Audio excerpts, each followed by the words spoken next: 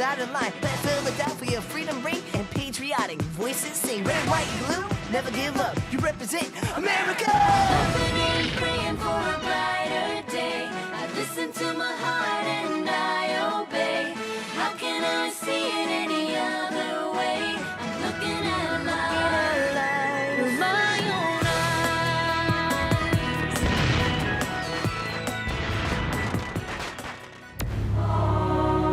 Here are some exciting scenes from today's episode of Liberty's Kids. We need an official declaration to fix the people to our cause. The Hessians have arrived!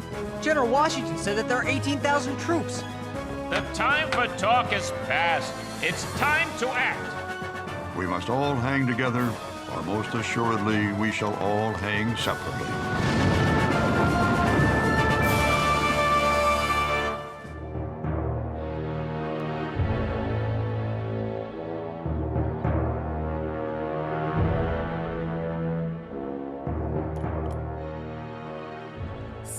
June 1776. Dearest Mother, in the last Congress, some of the delegates believed Dr. Franklin and Mr. John Adams were plotting treason against the king. However, this Congress hasn't a single delegate still loyal to the crown.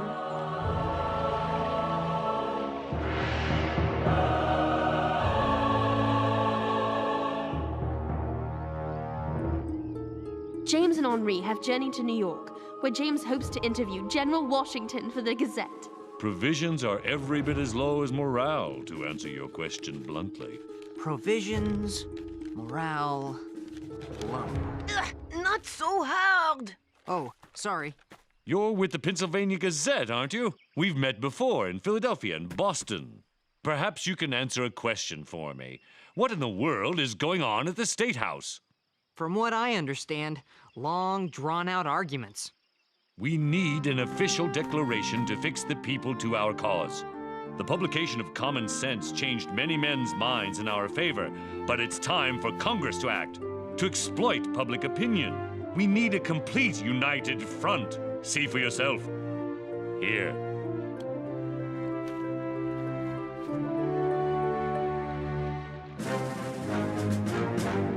Who are they? Hessians. Yes, what? German soldiers. There's hundreds of them. And more on the way. King George III has made a deal with German princes to hire 18,000 troops. But General Washington, you'll be outnumbered. What will you do?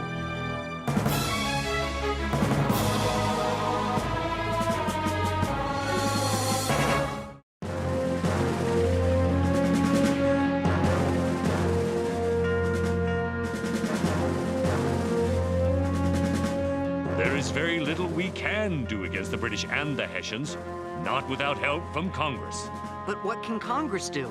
They can issue a proclamation of independence. Then the French government may be persuaded to send troops to help us face this onslaught. We've got to get back home to tell Dr. Franklin about this. Excuse me, but we need our horse right away. What's your hurry? We have to tell Dr. Franklin about the Hessians. You mean Ben Franklin? We have to tell Dr. Franklin so that Congress can get the French to help us. Henri? Well, in that case, I'll get right on it. Hey, let me go! Watch out, Henri, they're Tories! Get the boy. They want to warn Franklin about the new troops.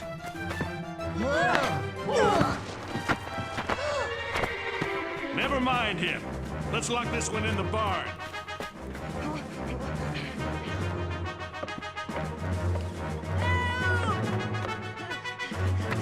What is it, lad? James! He's been taken prisoner by the blacksmith and some men.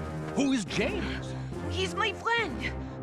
We have to go tell Dr. Franklin the Hessians are here so Congress can help. And these men want to stop us. Tories. They have him in there.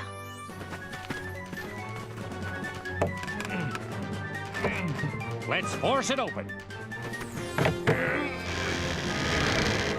What are you doing? That's my stable. We're looking for a boy. Nothing in there but horses. What did you do to him? What What is this little fellow yammering on about? You can't do that! You just did. That's private property. And that's a human being. James! And you're a Tory kidnapper. You can't do anything to me. I don't know what I can ever do to repay you. I do. Get your horse and ride like the wind to tell Dr. Franklin the news. We need some help from Congress.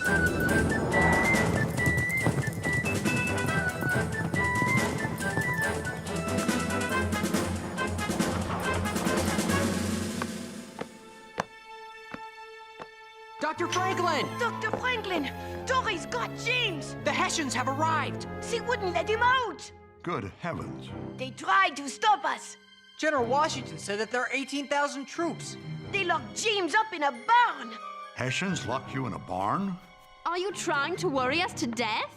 Henri saved my life. You look afraid. That blacksmith was a Tory. He didn't want us to bring the news to Dr. Franklin. I shan't let you out of my sight for fear of the trouble you find. Start over, James. What did the Tories not want you to tell me? King George has sent 18,000 troops. The Hessians. We saw them arrive. General Washington wants Congress to... Yes, I know. A resolution on independence. We must try harder to get Congress moving or we'll be finding Hessians in our beds.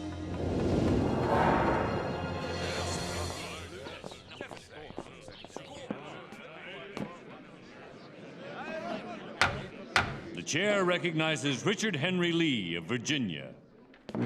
Mr. President, I would offer 3 resolutions.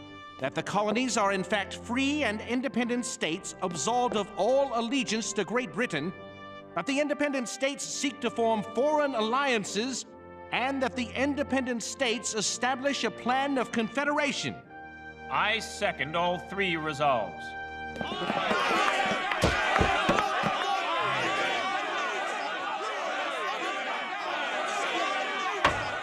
Order in the chambers! Order! He's done it. Lee of Virginia. What a headline that's going to make. What an act of treason against the king! Treason? Your king has sent German troops to attack us. I want to hear too! Henri, be careful! Ah!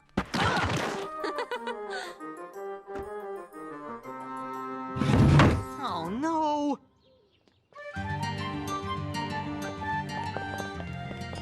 Mr. Dickinson, I'm with the Pennsylvania Gazette. How nice for you. What are the hopes for passing the independence resolution? Few and far between. Independence is dangerous and impossible. Could you explain that answer, sir? Dangerous because without the protection of the crown, the frontier will fall to the Indians. And a European power more ruthless than England will gain ownership of the colonies. Impossible because only New England and the South want independence. The middle colonies, New York, New Jersey, Maryland, Delaware, and Pennsylvania will never vote for it. But Thomas Paine's common sense has changed a lot of people's minds. Common sense is anything but. And just as Mr. John Dickinson tried to infer that Paine's common sense is a waste of time... I don't think infer is the word you want to use. Yes, it is. She's right. Well, it sounds good. Words have a great power, James. I know. I'm a journalist. You have to be more careful in choosing them. What would be the right word? Suggest?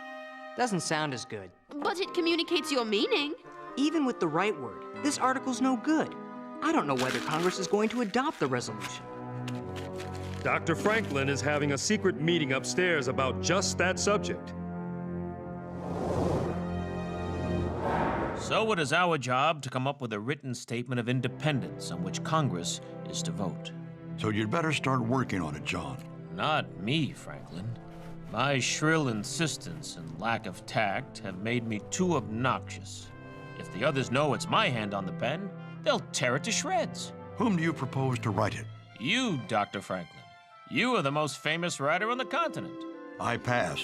I write for the amusement of my readers and myself. I will not write something only to have a Congress rewrite it. What about Roger Sherman or Robert Livingston? They're on the committee as well. They can barely write their names. Jefferson, you have a fine mind and a gift for language. Me? You. It will be an honor to turn what talents I have to this cause. I only hope I prove worthy.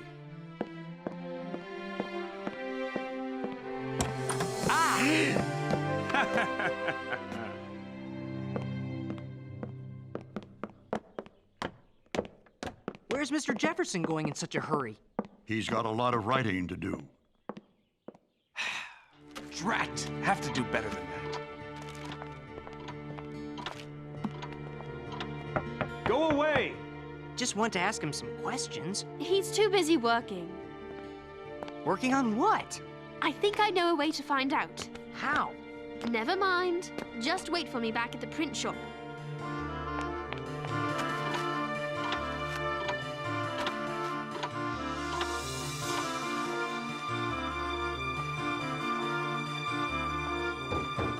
Go away! Chambermaid? Oh, all right. Let yourself in.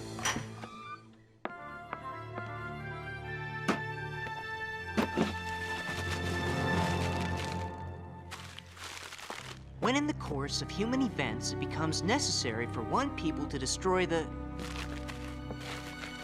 When in the course of human events it becomes imperative to cut asunder the...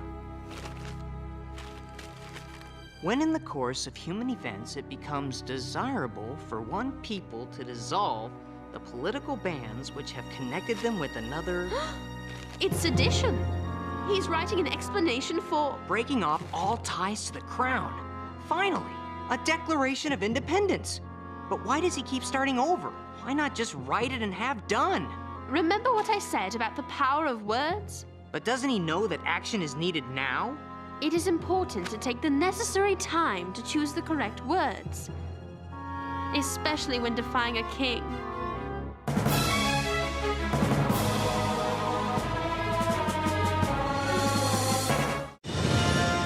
And do all other acts and things which independent states may of right do.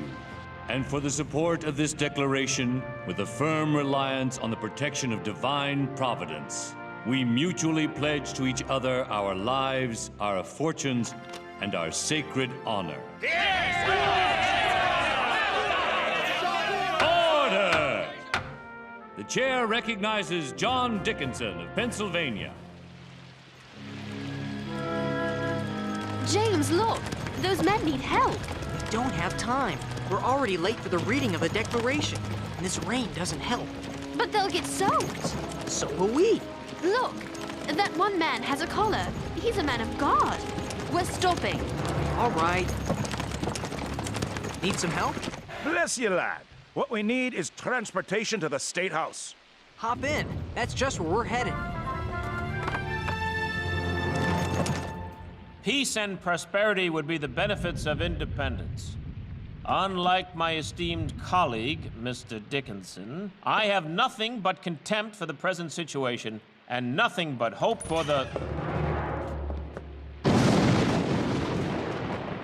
We've been detained by the elements. Order! Please explain this interruption. I'm the Reverend John Witherspoon, and we are the newly elected New Jersey delegation. We've been instructed by the New Jersey Provincial Convention to support the resolution for independence. Order! This is a most welcome interruption. Are we late for the vote? Thank heavens, no. Thank the heavens indeed. But thank these young people. Without their help, we might have missed it. I can't thank you enough. We are happy to have been of service. Can we stay and watch? Please, take the seats behind mine, but you must not tell anyone what is said here. All in favor? All opposed? That was only a straw vote to see where we stand. Well, only Delaware and Pennsylvania stand against the independence resolution. But in order to adopt it, the vote must be unanimous. The actual vote will take place tomorrow morning. Until then, we are dismissed. Drat! If only Caesar Rodney of Delaware were here. He'd vote with us and bring Delaware to our side. Caesar Rodney is bedridden. Wait a minute. James, could you and Moses race to Delaware to visit a sick friend?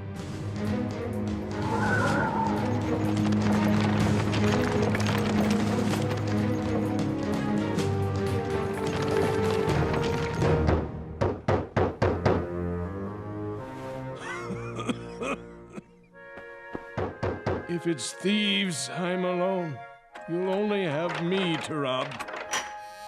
We're not robbers. Then you've come to escort me to the next world. No, just Philadelphia. That's a far cry from heaven. Dr. Franklin sent us. With news of the independence resolution? The vote is tomorrow, and your vote is very important. Help me out of bed, gentlemen.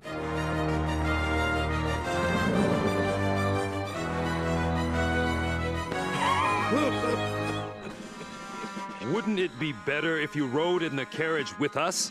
Speed is everything. Gah!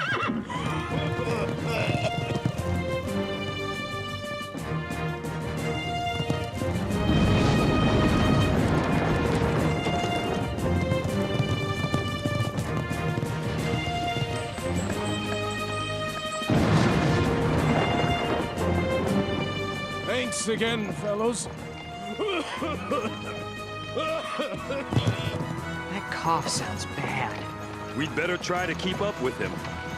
I don't understand why he wouldn't let us take it. Now you've seen a real hero.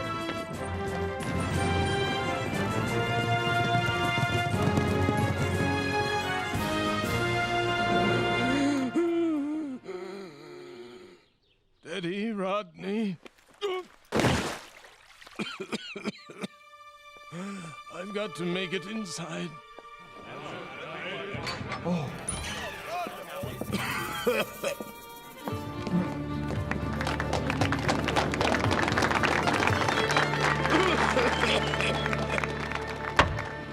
As I believe the voice of my constituents and of all sensible and honest men is in favor of independence, my own judgment concurs with them. I vote for independence. It's unanimous. The resolution on independence passes.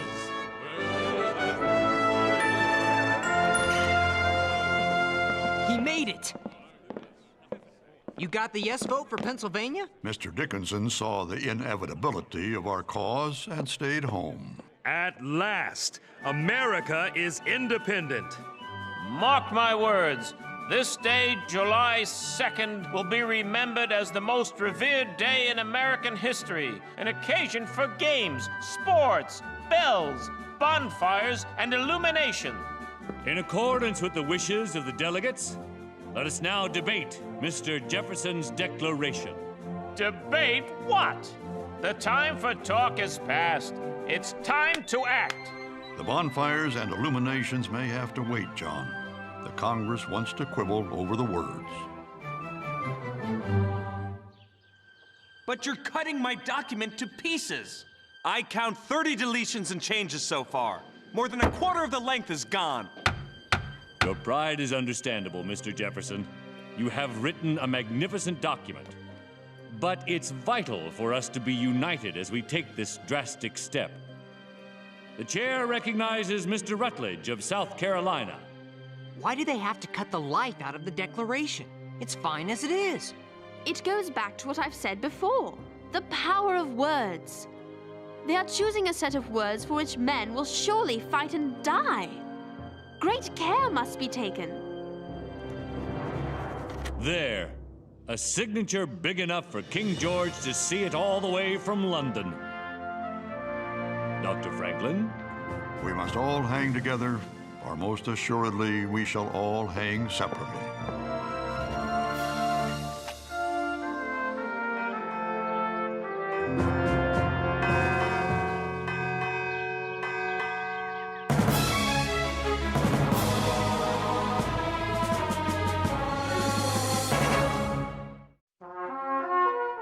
That these united colonies are, and of right ought to be, free and independent states, that they are absolved from all allegiance to the British Crown, and that all political connection between them and the state of Great Britain is and ought to be totally dissolved, and that as free and independent states, they have full power to levy war, conclude peace, contract alliances, establish commerce, and do all other acts and things which independent states may of right do, and for the support of this declaration, with a firm reliance on the protection of divine providence, we mutually pledge to each other our lives, our fortunes, and our sacred honor.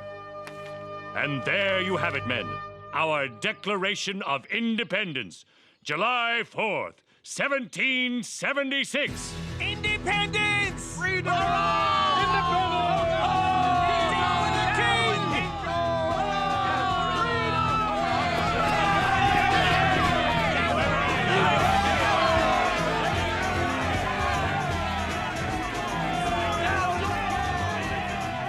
This is amazing! That one document can have this effect on tired, dispirited soldiers. This is madness! Where will it end? In independence? If the purpose of the Declaration is to gain popular support for the cause of independence, it looks like it's working. This will make it easier for the United States of America to appeal to the French for military support.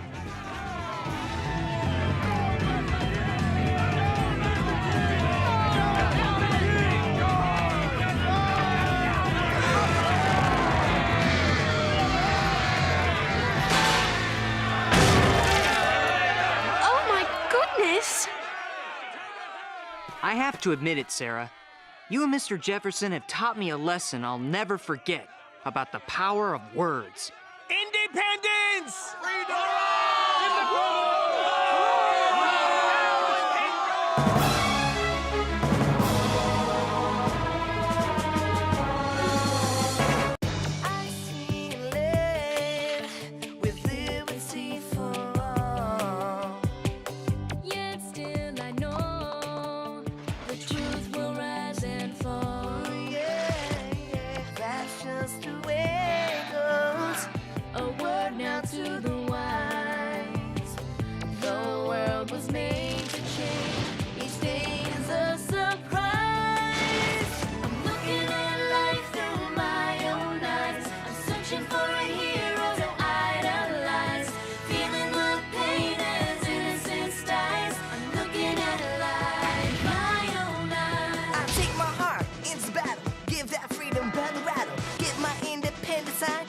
On the dotted line, let Philadelphia freedom ring and patriotic voices sing. Red, white, blue, never give up. You represent America. Opening, praying for a brighter day. I listen to my heart and I obey. How can I see it any other way? I'm looking at life with my own eyes.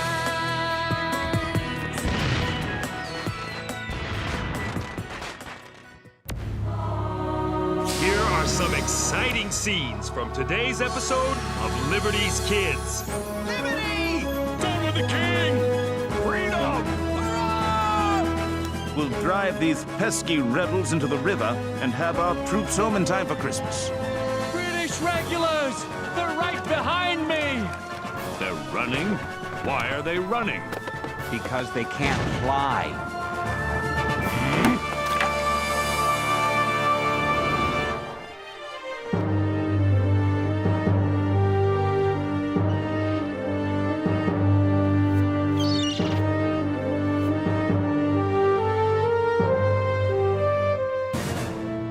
July 9, 1776. Dearest Mother, where to begin? James, Henri, and I have been in New York City for a week now. General Washington, the commander of the American Army, has been busy fortifying the city and harbor, and no wonder with the arrival of the British fleet. What a sight! Some say there are so many masts that it looks like a floating forest. You were so kind to ask Mrs. Radcliffe to give us lodgings. They are quite restful. Down with the king! I'm sorry I cannot say the same for New York. Ever since the reading of the Independence Declaration on the 7th, it has been a city gone quite mad.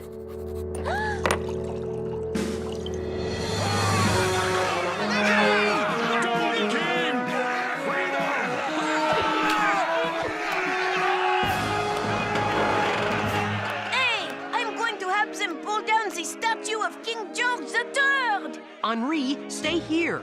You're nothing but a magnet for trouble. Anywhere you go, bad things happen. Do not. I think you'd better listen to James. You two are just jealous because I have more funds than you do. Down with George! Independence! Of what possible good is a broken statue? I heard they're taking it up to a cannonball factory in Connecticut. And why on earth would they go to all that trouble? General Washington told his staff that he intends to return the lead in the statue to the British troops as soon as possible. Seems pretty boastful. General Washington's been Commander-in-Chief of the Continental Army a whole year and has yet to fight a battle. I think he'll get his battle soon. A big one.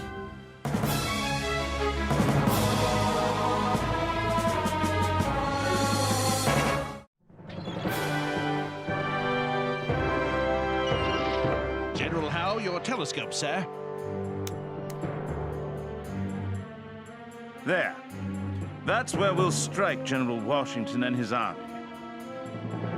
On the heights, we'll drive these pesky rebels into the river and have our troops home in time for Christmas.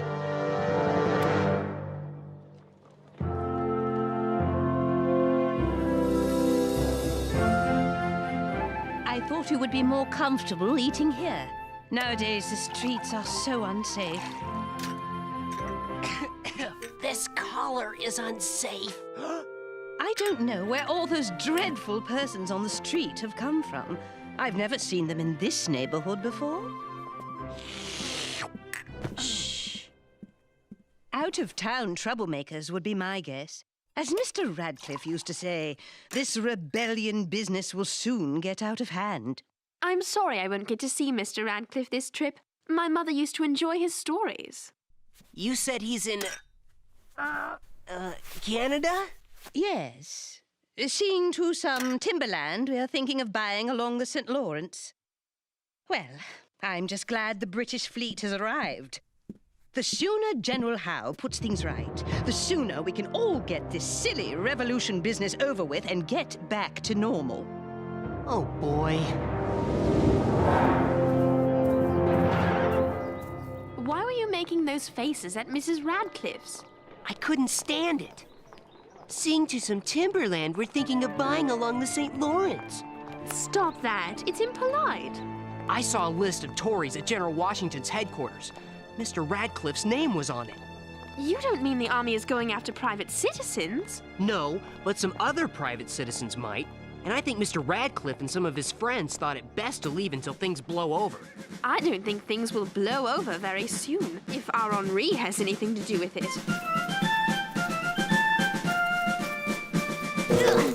Hey, careful!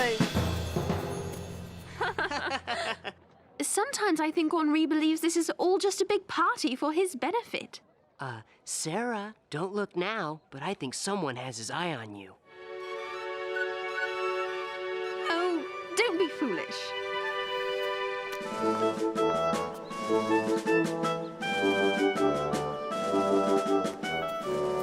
Awfully busy, isn't she? Yes, she thinks she's a journalist. Miss, allow me to introduce myself. I am Udney Wolfe Hutchinson from Milford, Connecticut. My comrades in arms and I have arrived to defend this city, and ladies such as yourself, from the cruel, vindictive English. I am English myself, sir. Does that make me cruel and vindictive as well? I was only repeating terms some of our rougher members commonly use to refer to the enemy. Whether they are cruel and vindictive or, gentlemen, they are soldiers, and I offer my strong arm for your protection.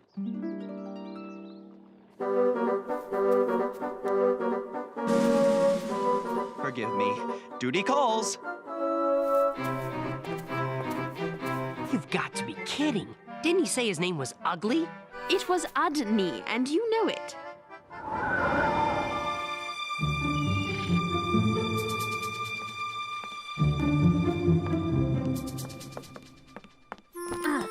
Phew.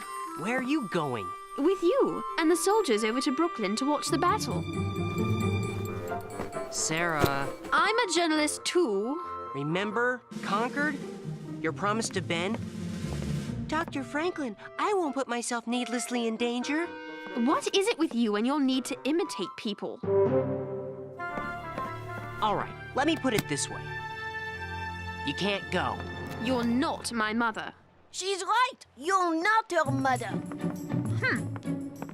No, but I'm responsible to Dr. Franklin, and he's responsible to her mother. Besides, it's too big a story for both of us to be in one place. One of us needs to report on what happens in the city. Let's face it, you're more comfortable with tea and crumpets than me. I must admit, James, occasionally, you're right. General Washington sends reinforcements to the fort on the heights at Brooklyn to counter a large force of British troops heading for Long Island. All right, I'm going to Washington's headquarters. What about me? Can I go? No. We'll see about that. Sarah, who's that waving at you?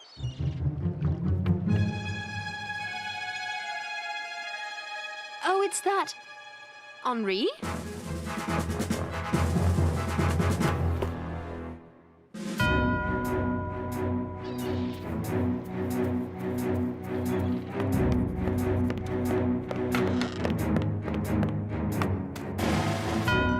General Putnam informs me that the British are moving up the Gowanus Road, and Hessian troops have been spotted on the Flatbush Road. But there is still a substantial number in camp on the beach. I don't have to tell you what is at stake here, gentlemen. Everything worth living for. None of my boys will disappoint you, General. They'll throw the redcoats back onto their boats. General, if I may, this Jamaica Road concerns me. It's presently undefended. The enemy is here at the Gowanus Swamp. And that is where I'll strike him.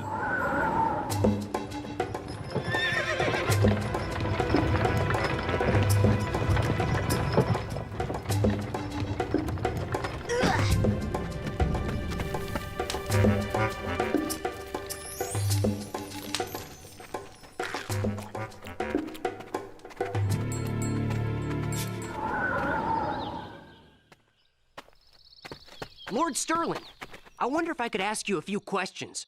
Yes, General Washington told me about you. Franklin's apprentice. Does it bother you that a good portion of the enemy is made up of Hessians? Well, son, the enemy is the enemy, whether they're British troops or German mercenaries hired to fight by the British. But to have no other reason to be here than to fight for money. No cause, no country, no freedom at stake. It doesn't seem right. I think you'll find they have as many reasons to be here as we do. Now, if you will excuse me...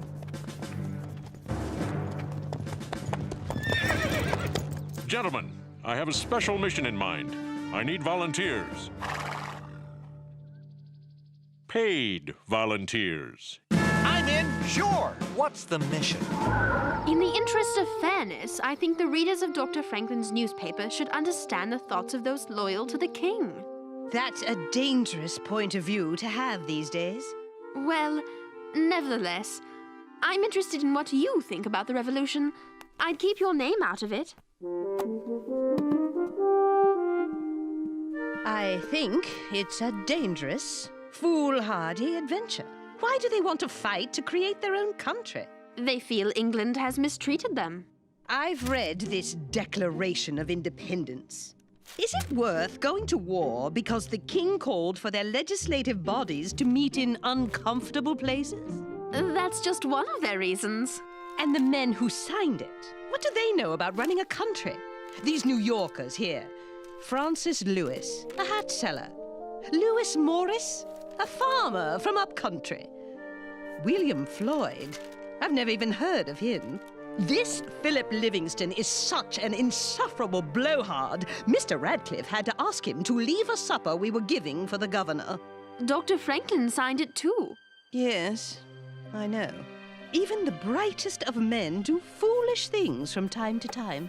My dear, you yourself are English-born and bred. Our whole lives are tied to England. Our commerce, our culture, our laws, our religion, our education. Where do young Americans go to become doctors, lawyers, and clergymen? England.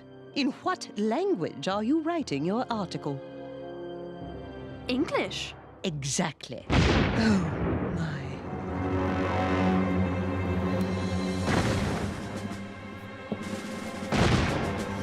It started. Oh, dear. May God protect us all.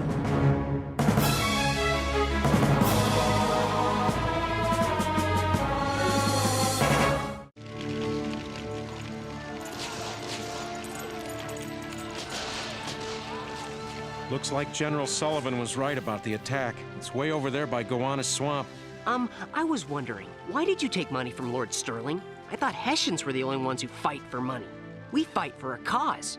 James, I believe in our cause as much as the next man, but I haven't been paid in a long time. Everyone needs a few coins.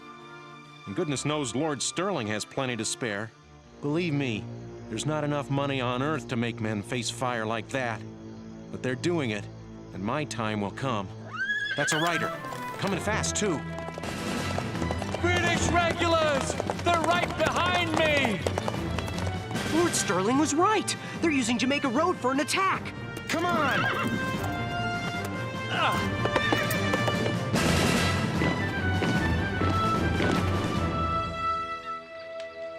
You say you're a spy?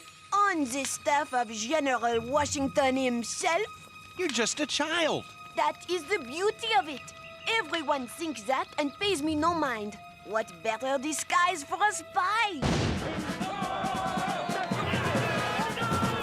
Over there! There they are! After them! Halt!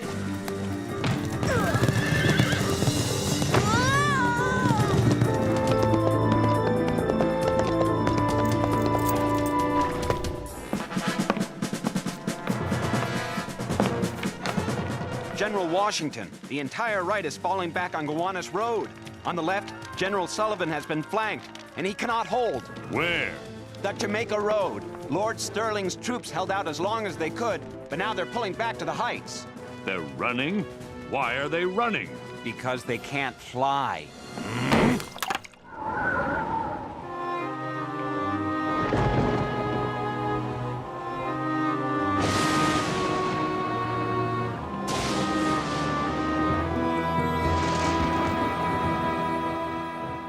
You awake? After today, I don't know if I'll ever sleep again. How do you think General Washington did? Alls I know, General Washington goes a year without a battle. First one comes along and the best we can do is run away. Nobody could stand up to what the British threw down that road. Well, we sure didn't. What now? I don't know. I just hope we don't have to surrender. General, the reports say the troops that survived the attacks are safely back onto the heights. How many didn't survive? We don't know yet. Lord Sterling was captured. Casualty estimates are high. There's more. What else? They captured General Sullivan, too. General Howe is welcome to him. Boats. All the boats we can find. We are leaving the heights. In the morning, sir? Now.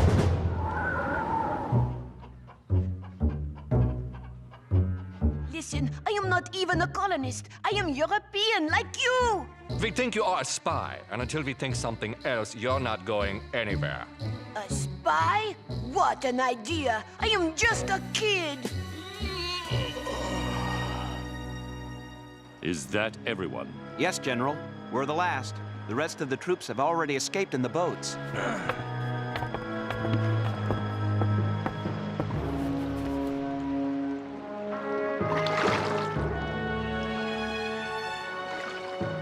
General, our retreat at night in the face of the enemy will be seen as the work of a military genius.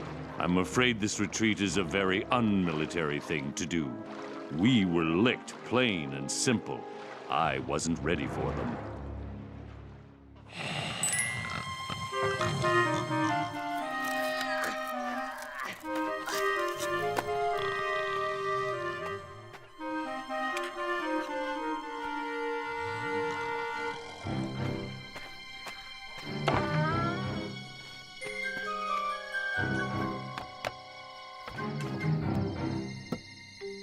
Powder?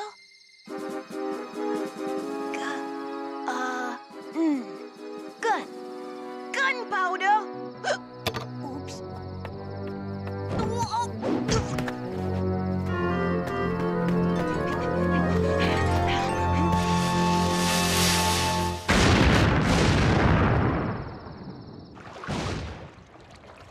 Now there's something you don't see every day.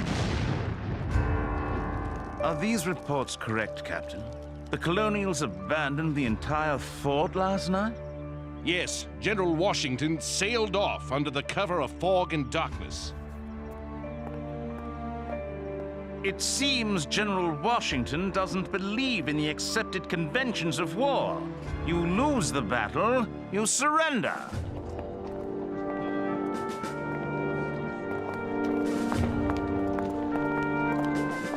James, you're back. Pardon me. Are you all right? I'm fine, really. Well, what was the battle like? It was pretty bad. But General Washington safely snuck the whole army away during the night. Where's Henri? Isn't he here? We haven't seen him since you left yesterday. I thought he caught up with you. I wonder where he... Oh, no. Henri? Where have you been? Nowhere. What have you done? Nothing. What kind of trouble did you cause this time? Me? Trouble? Do we really want to know? No.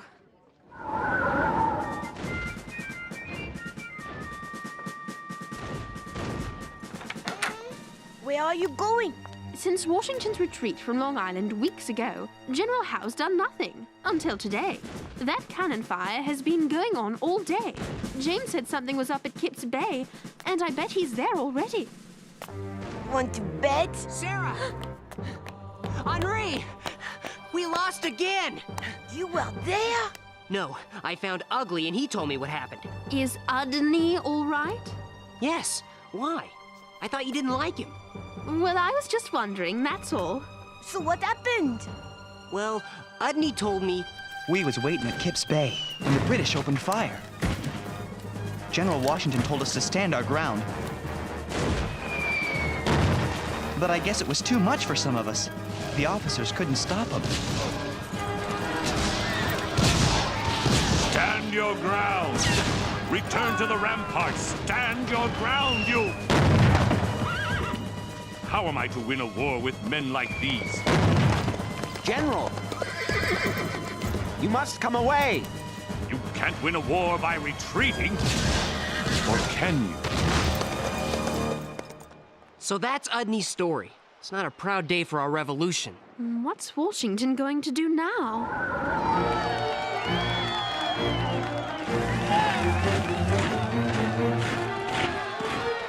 I'm puzzled, General Howe.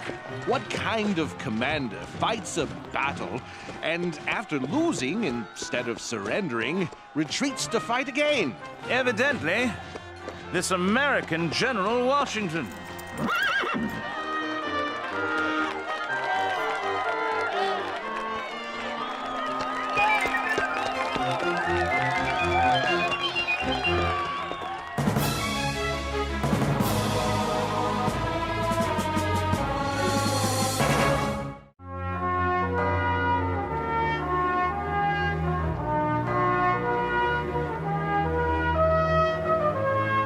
Moses, here's another dispatch from James.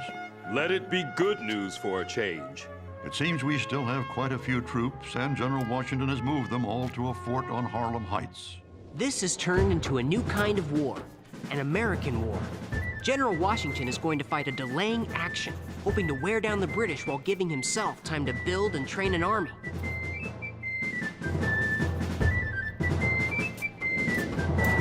An army that fights with little or no pay, few supplies, few weapons, but with a belief that they are Americans.